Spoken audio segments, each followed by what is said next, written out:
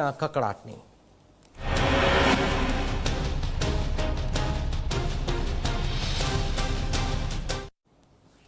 Salangpur trademark મામલે ભક્તોમાં ભારે આક્રોશ છે। શ્રી સ્વામિનારાયણ હિતરક્ષક સમિતિએ સવાલ ઉઠાવ્યા છે।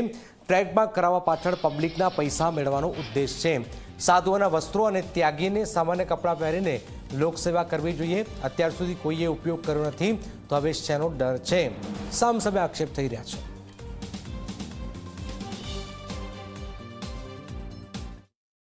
દાદાનો ટ્રેડમાર્ક અમે કરાવ્યો છે, કોઈ એનો મિસયુઝ ન કરે તો કષ્ટભંજન દાદા પોણી 200 વર્ષથી લગભગ બિરાજે છે સાળંગપુરમાં। તો અત્યાર સુધી કોઈ એને મિસયુઝ ન થયો તો હવે સ્વામીને કેમ મિસયુઝ થવાનું ભાઈ બીક લાગી તો એનો ટ્રેડમાર્ક કરાવવો પડ્યો? હું કષ્ટભંજન દેવ કોઈ વેચી નાખ્યા છે? 18 વર્ણના એ દાદા છે હનુમાનજી મહારાજ। તો તમને પોતા ઉપર વિશ્વાસ નથી, દાદા ઉપર વિશ્વાસ નથી તો જ તમારે ટ્રેડમાર્ક કરાવવો પડે ને। એનો મતલબ એવો થયો, બરોબર છે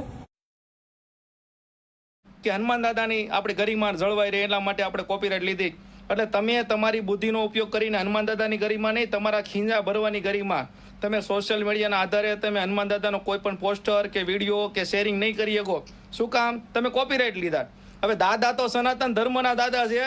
હું તમને રિક્વેસ્ટ કરું છું સ્વામીએ, આવા કોપીરાઇટ ન હોય, ભગવાનના કોપીરાઇટ ન હોય, દેવી દેવતાનો કોપીરાઇટ ન હોય, તમે ભગવાન ખરીદવાની વાત મૂકી દો અને તમે જે કરો છો ને ભજન કરો, આ બધું મૂકો। તમે ભગવાન સ્વામિનારાયણની ચૂંદડી ઓઢીને તો ભગવાનનું ભજન કરો।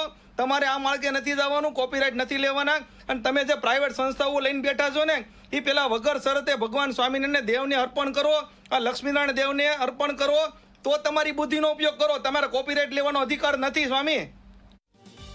સાળંગ